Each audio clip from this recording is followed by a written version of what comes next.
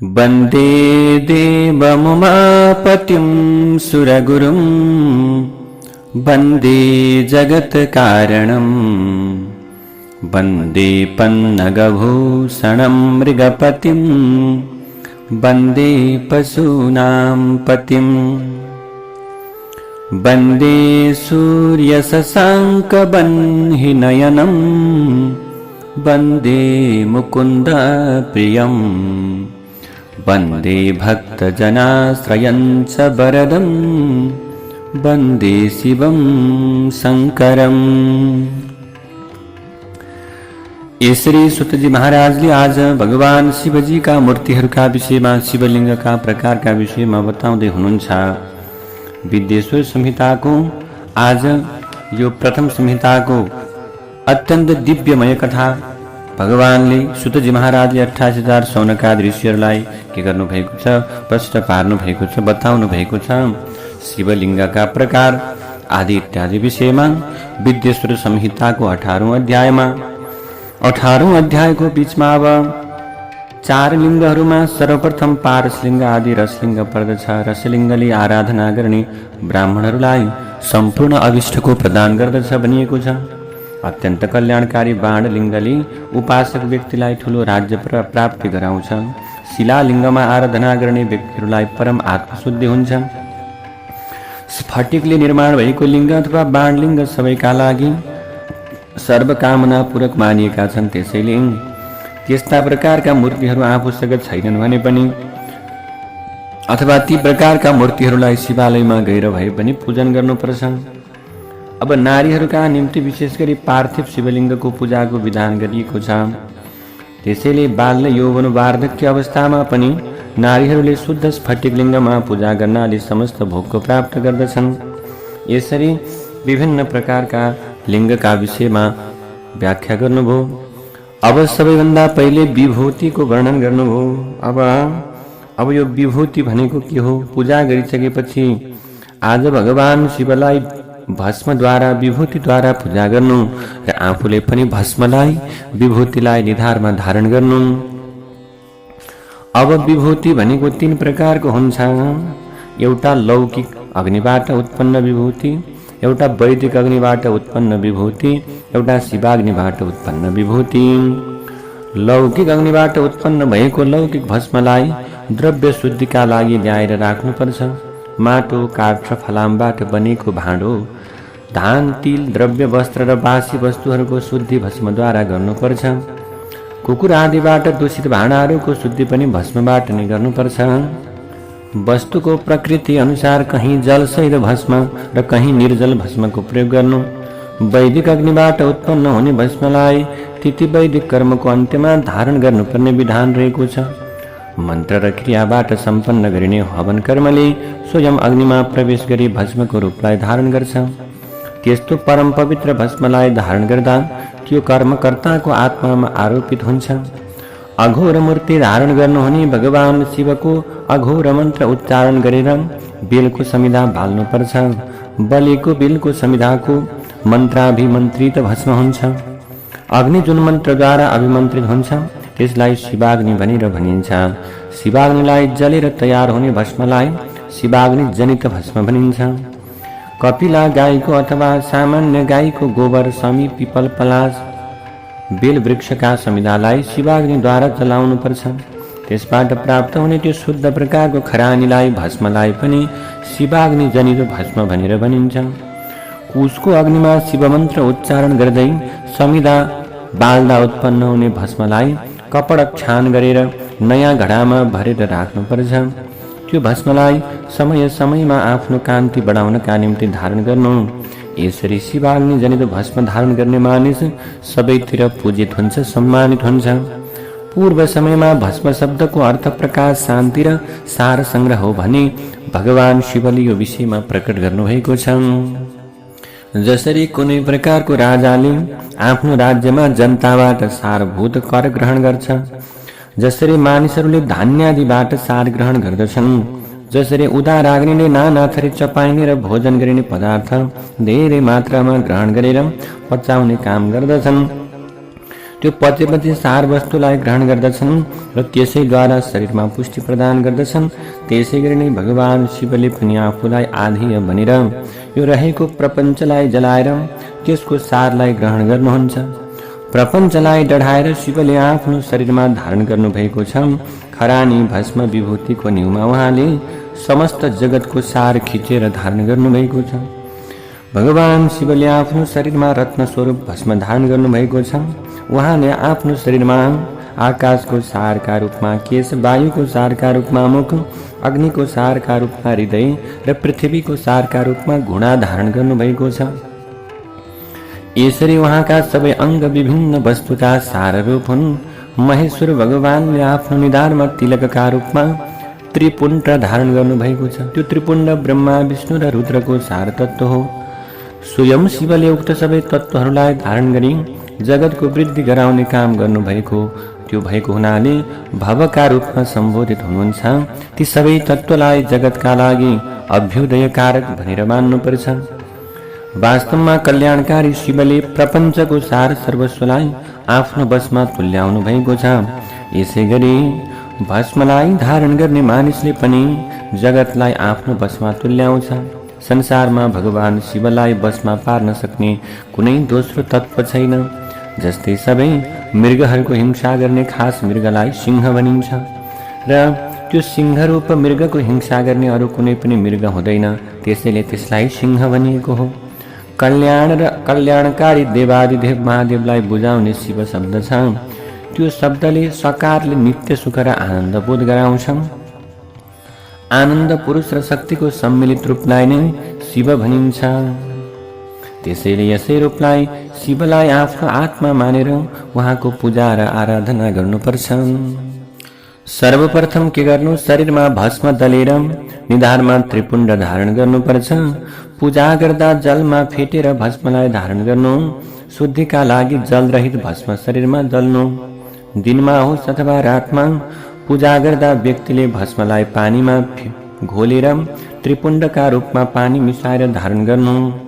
जसले जलमा फिटिएको भस्मलाई धारण गरेर भगवान शिवको पूजा गर्दछन्, निश्चय नै साङ्ग शिव पूजनको उनीहरूले फल प्राप्त गर्छन्। शिव मन्त्र उच्चारण गरी भस्म धारण गर्ने मानिस अरू आश्रमका मानिसहरू भन्दा उत्तम हुन्छ। त्यसलाई शिवाश्रमी भनेर भनिन्छ, किनकि त्यो मानिस शिवपरायण हुन्छ। शिवको व्रतलाई सर्वस्व मान्ने शिवपरायण साधकलाई कुनै पनि प्रकारको दोष लाग्दैन। साधकले गुरुको हातबाट अथवा आफ्नो हातबाट निधारमा सेतो भस्म र माटाको तिलकलाई धारण गर्नु पर्दछ। यसरी भस्म र तिलक धारण गर्नु शिव भक्तको लक्षण हो। गुणान रुन्धैति गुरु हो भन्छ, अर्थात् जसले शिष्यका रजोगुण र तमगुणलाई हटाउँदछन् उहाँ गुरु हुन्। यस्तो गुरु शब्दको विग्रह रहेको छ, तसर्थ गुरुको ठूलो महिमा छ। गुरुका रूपमा रहनुहुने गुणातीत भगवान शिवले भक्तहरूका विकार रहित अथवा ती विकार सहितका राजसादि गुणलाई निराकरण गर्नुहुन्छ। त्यसरी उहाँ सच्चा जगद्गुरु हुनुहुन्छ, जसले आफ्ना विश्वशीला शिष्यहरूका विकार सहित तिनै गुणलाई निराकरण गरेर उद्बुद्ध बनाउँछन्। त्यसै पुरुष पनि के भनिन्छ? गुरु भनेर भनिन्छ। त्यसैले शिष्यका लागि गुरुको शरीर गुरुलिङ्ग हो। गुरुको सेवा नै भगवान शिवजीको पूजाको अथवा त्यो प्रकारको सेवाको कृपा हो। शरीरद्वारा, मनद्वारा, वाणीद्वारा गरिने गुरु सेवाले शिष्यलाई शास्त्रको बोध गराउँछ। आफ्ना गुरुले शिष्यले गर्न नसक्ने अथवा सक्ने कार्य पनि जब सर्वप्रथम गराउनुहुन्छ, त्यो बेला पवित्र आत्मा भएको शिष्यले धन र प्राणको बाजी लगाएर काम पुरै छाड्दछ। पुरै काम गरेर त्यसलाई कामलाई सम्पन्न गर्दछ भने त्यो शिष्य हो। त्यसैले शासने योग्य शिष्य अथवा शासितुम योग्य शिष्य अर्थात् जुन नित्य अनुशासनको पालना गर्न समर्थ छ त्यो शिष्य हो भनेर शास्त्रमा बताइएको छ। उत्तम शिष्यले शरीरका लागि चाहिने वस्त्र, आभूषण आदि सबै वस्तुहरू सर्वप्रथम आफ्ना गुरुलाई टक्र्याउनु। भोजनका लागि पकाइएको भोजनबाट गुरुका निम्ति अग्रपाक छुट्याएर उहाँलाई निवेदन गरेर आफूले भोजन गर्नु। शिष्यमा शिष्यका गुण रहँदा त्यो शिष्य गुरुका लागि छोरा समान नै हुन्छ। गुरुले जब आफ्नो प्रेमद्वारा उसलाई लालन पालन गर्नुहुन्छ। जब प्रेम गर्नुहुन्छ त्यो शिष्य पनि सन्तान समान नै हो। त्यसैले गुरुको पूजा परमात्मा शिवको नै पूजा हो। गुरुको उपयोगबाट बाँकी रहेको सबै पदार्थ प्रसादका रूपमा ग्रहण गर्दा शिष्यको आत्मशुद्धि हुन्छ। हे मुनिजनहरू हो, गुरुलाई अर्पण गरिएको अन्न आदि निर्मित भोज्य पदार्थ र जलबाट जुन बाँकी रहन्छ त्यसलाई गुरुशेष भनेर भनिन्छ। त्यसलाई भगवान शिवको उच्छिष्ट सम्झिनु। त्यो अवशिष्ट पदार्थ शिवका भक्त शिष्यहरूका लागि भोजन योग्य र ग्रहण योग्य हुन्छ। गुरुको आज्ञा बिना उपयोगमा ल्याइने पदार्थ चोरीको पदार्थ सेवन हो। जसले चोरले चोरी गरेर ल्याएको पदार्थको सेवन गर्दछ, त्यसरी कुशिष्यले पनि गुरुको आज्ञा बिना पदार्थ सेवन गर्दछ भने उसलाई दोष लाग्दछ। गुरुभन्दा पनि ज्ञानी विशेषज्ञ पुरुष भेटिएमा ती पुरुषलाई पनि गुरु बनाउनु। जीव मात्रका लागि अज्ञान रूप बन्धनबाट मुक्त हुनु नै परम पुरुषार्थको लक्षण हो। जुन पुरुष विशेष ज्ञानले सम्पन्न हुन्छन् तिनैले जीवलाई बन्धनबाट मुक्त गर्न सक्छन्। उत्तम गुरुले कुनै पुरुषलाई शिष्य बनाउँदा सुरुमा निर्विघ्न कर्म सिद्धिका लागि शिष्यको विघ्न शमन गर्नु। निर्विघ्नतापूर्वक अङ्ग पुर्याएर गरिएको कर्म निश्चय नै सफल हुन्छ। त्यसैले बुद्धिमान मानिसले सबै कर्महरूको आरम्भमा विघ्नका स्वामी भगवान श्री गणेशको पूजा गर्नुपर्छ। सबै किसिमका बाधा निवृत्तिका लागि विद्वान मानिसले सबै देवताको यजन गर्नु पूजन गर्नु पर्दछ। देवताको मन्दिर गोठ चौतारो अथवा घरको आँगनमा 2-2 हात लम्बाइ चौडाइ भएको उचाइ प्रमाणको वेदी निर्माण गर्नु। वेदीमा भगवानको पूजा गर्नु। यसरी भगवानको अत्यन्त सुन्दर प्रकारले उपासना गर्ने नियमलाई पनि आज सुतजी महाराजले अत्यन्त सुन्दर प्रकारले के गर्नु भएको छ। 88,000 शौनकादि ऋषिहरूलाई यो जीवनमा कसरी भगवानको पूजा गर्न सकिन्छ, भगवानको भक्ति गर्न सकिन्छ भन्ने विषयमा यसरी बताइदिनु भयो 18औं अध्यायमा। अब विद्येश्वर संहिताको 19औं अध्यायमा पार्थिव लिङ्गको पूजनको महिमाका विषयमा चर्चा गर्नुहुन्छ सुतजीले।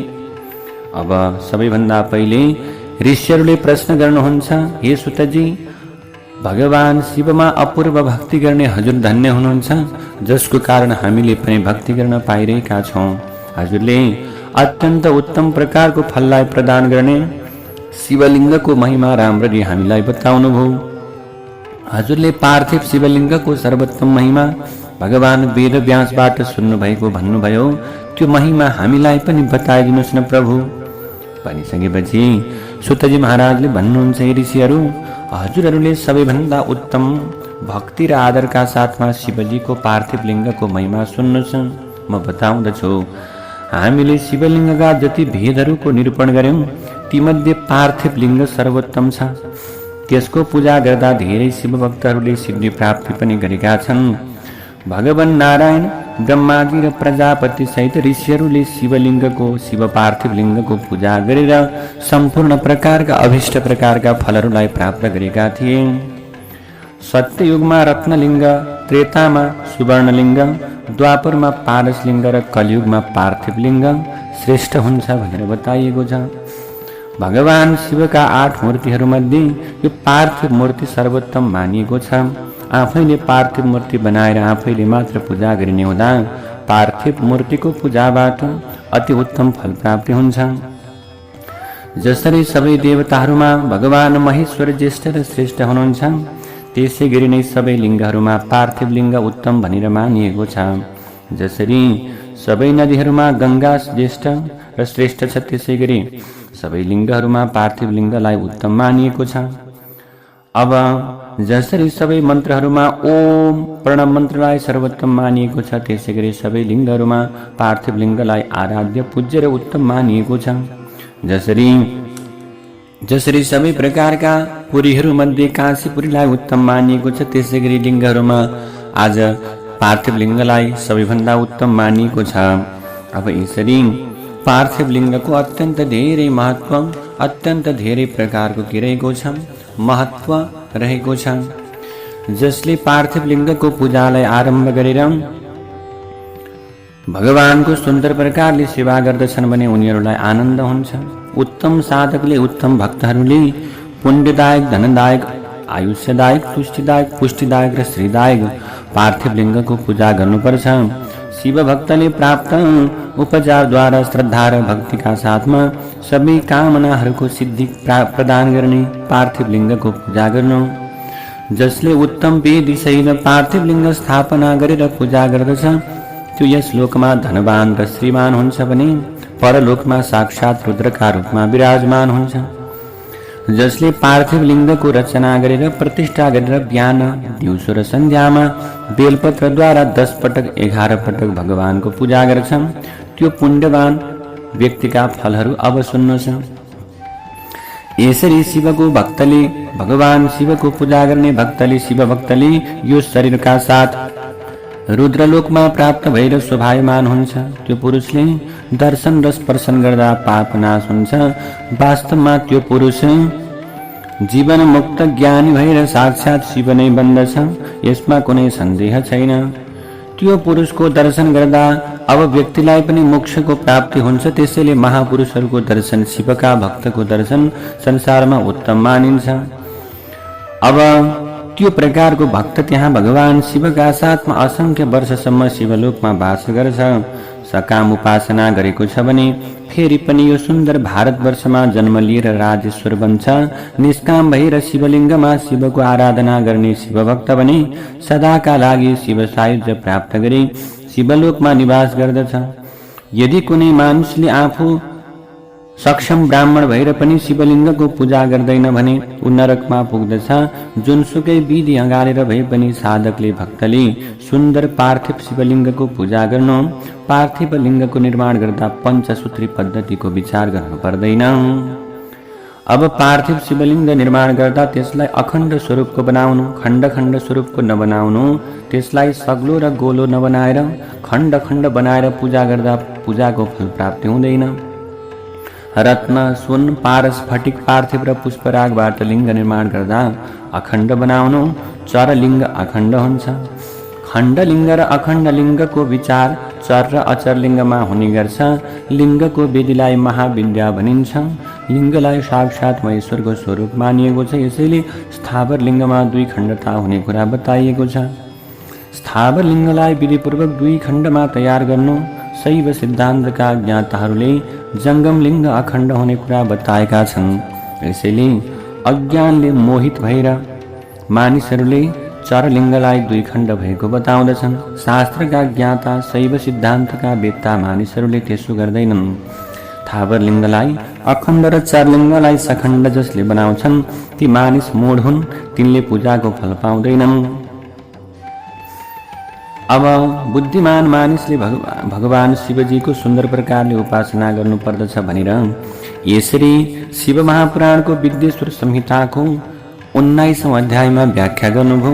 अब चाहिँ 20औं अध्यायमा पार्थिव शिवलिङ्गको पूजा कसरी गर्ने भन्ने विषयमा आज सुतजी महाराजले 88,000 सौनकादि ऋषिहरूलाई बताउनुभयो। भगवानलाई कसरी पूजा गर्ने, भगवानलाई कुन कुन प्रकारका वस्तुहरू चढाउने, यसरी के गर्नुभयो त सुतजी महाराजले बताउँदै जानुभयो। सबैभन्दा पहिले अब सुतजीले भन्नुहुन्छ पार्थिव शिवलिङ्गको पूजा कसरी गर्ने भन्दा गृहसूत्रमा बताइएको विधिलाई अँगालेर शास्त्रमा बताइएको विधि अनुसार स्नान र सन्ध्याक्रम गर्नु। गरिसकेपछि देवता, ऋषि, सनकादि मनुष्य र आफ्ना पितृहरूका निम्ति तर्पण गर्नु। त्यसपछि नित्य कर्म सम्पन्न गरेर भगवान शिवको ध्यान गर्दै भस्म र रुद्राक्ष धारण गरेर आफ्नो कर्मको राम्रो फल प्राप्तिका लागि परम भक्तिका साथमा वेदले बताइएको विधिले भगवान शिवजीको पूजा गर्नु। नदीमा, तलाउका तटमा, पर्वतमा, वनमा, शिवालयमा भगवान शिवजीको पार्थिव लिङ्गको पूजा गर्नु। अब शुद्ध ठाउँबाट अत्यन्त प्रयत्नपूर्वक झिकिएको माटो ल्याएर सावधानीपूर्वक शिवजीको मूर्ति बनाउनु। अनि शिवलिङ्गको रचना गर्दा माटो सङ्कलन गरेपछि त्यो सङ्कलित माटोलाई अत्यन्त चोखो ठाउँमा राख्नु। त्यो माटोलाई जलले शुद्ध बनाएर अर्थात् पानीमा मुछेर डल्लो पार्नु। अनि त्यो वैदिक विधि अनुसार शिवलिङ्गको निर्माण गर्नु। अनि पूजाको विधि सबैभन्दा पहिले ओम नमः शिवाय यो पञ्चाक्षरी मन्त्र नमः शिवाय उच्चारण गरेर पूजा सामग्रीमा जल छर्किनु। त्यसपछि भूमि शुद्धि गर्नु। त्यसपछि जल भगवानलाई जलको संस्कार गर्नु। त्यस्तै गरेर भगवान शिवजीलाई के गर्नु, मन्त्रद्वारा शिवलिङ्ग स्थापना गर्ने ठाउँको चारैतिर स्फटिक शिलाको घेरा बनाउनु। ओम नमः शम्भवाय च इत्यादि मन्त्रद्वारा ठाउँ शुद्ध गर्नु अनि पञ्चामृतको सेचन गर्नु। यसरी भगवान शिवलाई विधिपूर्वक के गर्नु, दूध दही घिउ मह चिनी आदिले स्नान गराउनु। यसरी अत्यन्त शुद्ध र सरल विधानबाट भगवान शिवजीलाई के गर्नु पर्दछ भने अत्यन्त सुन्दर प्रकारले पूजा गर्नु पर्दछ।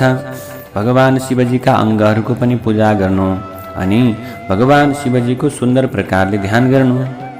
अब ध्यान गर्दा भन्नु, कैलाश पर्वतको कैलाश धाममा एउटा सुन्दर सिंहासनको मध्यभागमा विराजमान हुनुभएका सनन्दन आदि भक्तहरूलाई पूजा अथवा उहाँहरूबाट पूजा गरिनुहुने, भक्तहरूका दुःखलाई वनलाई डढेलोले झैँ विनाश गरिदिनुहुने, आफ्नो बायाँ भागमा भगवती पार्वतीलाई लिनुभएका विश्वका अलङ्कार वाणी र मनद्वारा चिन्न नसकिने अप्रमेय भगवान प्रभु शङ्करको म ध्यान गर्दछु भन्दै भगवानको ध्यान गर्नु।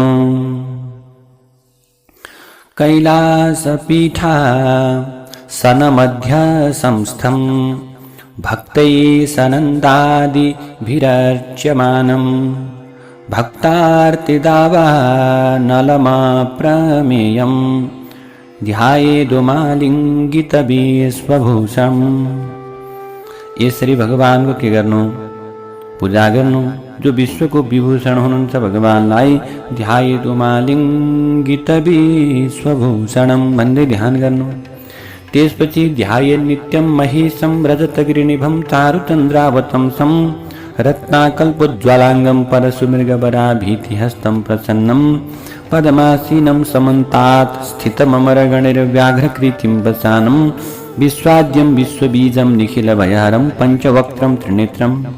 जसको अङ्ग कान्ति के छ भन्दा चाँदीको पर्वत झैँ उज्जवल छ, जसले सुन्दर चन्द्रमालाई मुकुटका रूपमा धारण गर्नु भएको छ, जो रत्नमय अलङ्कारलाई धारण गरेका कारण जसका अङ्ग प्रत्यङ्ग ज्योतिर्मय बनेका छन्, जसको हातमा परशु भनेको वञ्चरु मृगमुद्रा वरमुद्रा र अभयमुद्रा धारण गर्नुभएको छ भगवान शिवले, जो सधैँ प्रसन्न मुद्रामा रहनुहुन्छ, जो कमलका आसनमा विराजमान हुनुहुन्छ, देवगणले वरिपरि रहेर जसको प्रार्थना गर्दछन्, जसले वस्त्रको सट्टा व्याघ्र चर्म बाघको छालालाई धारण गर्नुभएको छ, जो समग्र विश्वका आदि कारण र प्रथम पुरुष हुनुहुन्छ, जसले सबैको के गर्नुहुन्छ, भयलाई निवारण गर्नुहुन्छ, जसका प्रत्येक मुखमण्डलमा तीन आँखाहरू सुहाएका छन्, जो ईशान सद्योजात वामदेव अघोर एवं तत्पुरुष नामक 5वटा मुख ब्रह्मले भगवान के हुनुहुन्छ, पञ्चवक्त्रम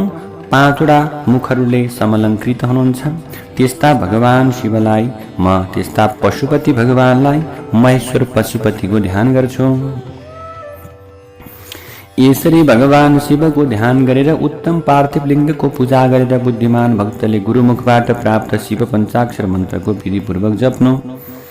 विद्वान पुरुषले देवदेव भगवान शिवको वन्दना गरेर अनेक प्रकारका प्रार्थनाहरू स्तवन गर्दै अब शतरुद्रीय मन्त्रद्वारा शतरुद्रीय मन्त्रको पाठ गर्नु। त्यसपछि अक्षता र फूल लिएर भगवानसँग प्रार्थना गर्नु, हे भगवान म हजुरको सेवक हुँ, म हजुरको दास हुँ भन्दै भगवानलाई सम्झिनु। घमण्ड नगर्नु, अहङ्कार नगर्नु। सबैलाई परमानन्द प्रदान गर्नुहुने करुणानिधान हे भूतनाथ भगवान, म हजुरको भक्त हुँ, हजुरको गुण चिन्तनमा लागिरहँदा मेरा प्राण अडिएका छन्, अथवा हजुरका गुण नै मेरा प्राण अथवा जीवन सर्वस्व हुँ। मेरो मन हजुरकै चिन्तनमा लागिरहेको छ। मेरो यो अवस्था थाहा पाएर हजुर म माथि खुसी हुनुहोस् अनि दया गर्नुहोस्। यदि मैले जानेर नजानेर कुनै दिन हजुरको जप एवं पूजा गरेको छु भने हजुरको कृपाबाट जप र पूजा फलदायक हुन्। म आज ठुलो पापी हुँ र हजुर महान पतित पावन हुनुहुन्छ। यो तथ्यलाई राम्ररी मनन गरेर हजुर जे गर्नुहुन्छ गर्नुहोस्। त्यसैले ये महादेव सदाशिव हजुरलाई वेद पुराण शास्त्रीय सिद्धान्त र नाना थरी ऋषिहरूले पनि अहिलेसम्म पूर्ण रूपमा जान्न सकेका छैनन् भने मैले कसरी जान्न सक्छु र? हे महेश्वर, म जस्तो जे छु त्यही स्वरूपमा सर्वात्मना हजुरै भएर रहेको छु। हजुरकै हुँ, हजुरकै आश्रयमा छु, त्यसैले म रक्षायोग्य छु। हे परमेश्वर, ममाथि प्रसन्न हुनुहोस् भन्दै भगवान शिवको सुन्दर ध्यान गर्नु। यसरी प्रार्थना अत्यन्त सुन्दर प्रकारले गर्नु। पञ्चश्लोकी प्रार्थना मन्त्रद्वारा प्रार्थना गरेर हातमा लिएको अक्षता एवं पुष्प भगवान शिवमाथि चढाएर भगवान शम्भुलाई भक्तिका साथमा विधिपूर्वक साष्टाङ्ग प्रणाम गर्नु। त्यसपछि उत्तम बुद्धि भएको साधकले शास्त्रीय शिव प्रदक्षिणा विधि अनुसार शिवको प्रदक्षिणा गर्नु। फेरि श्रद्धा समन्वित भएर देवादिदेव महादेवको प्रार्थना गर्नुपर्दछ। अब उपासकले प्रार्थनापछि घाँटीबाट अव्यक्त शब्द उच्चारण गरेर पवित्र र विनम्र भएर भगवानलाई प्रणाम गर्नु, नमस्कार गर्नु। त्यसपछि आदरपूर्वक पार्थिव पूजाको पूर्णताका लागि निवेदन गरेर पूजाको विसर्जन गर्नु। यसरी यो अध्यायमा विधिपूर्वक पार्थिव पूजाको वर्णन गरियो। यो पार्थिव पूजा भुक्ति र मुक्ति दिने सामर्थ्यले सम्पन्न छ। यसले भगवान शिवमा भक्ति बढाउँछ। जुन मानिसले यो श्री विद्येश्वर संहिताको 20औं अध्यायलाई शुद्ध भएर पवित्र भएर सुन्दछन्, पाठ गर्दछन् भने उनीहरूलाई पनि पापबाट मुक्ति भएर शिवधाम प्राप्त हुन्छ। अब यो आयु दिने, स्वास्थ्य दिने, कीर्ति दिने अनि स्वर्गीय सुख दिने र सन्तानबाट पाइने सुख पनि प्रदान गर्ने यस्तो प्रकारको यो अद्भुत शिव महापुराणको विद्येश्वर संहिताको 20औं अध्याय छ भनेर सुतजी महाराजले 28,000 सोनकाद ऋषिहरूलाई परम पावन क्षेत्रमा कथाको विस्तार गर्नुभयो। जय जय श्री शिव महापुराणे प्रथमायां विद्येश्वर संहितायां साध्य साधन खण्डे पार्थिव शिवलिंग पूजा विधि वर्णनम नाम 20 पारायण। श्री हरे नमः। तव तत्त्वं न जानामि कीदृशोऽसि महेश्वर, यादृशोऽसि महादेव, तादृशाय नमो।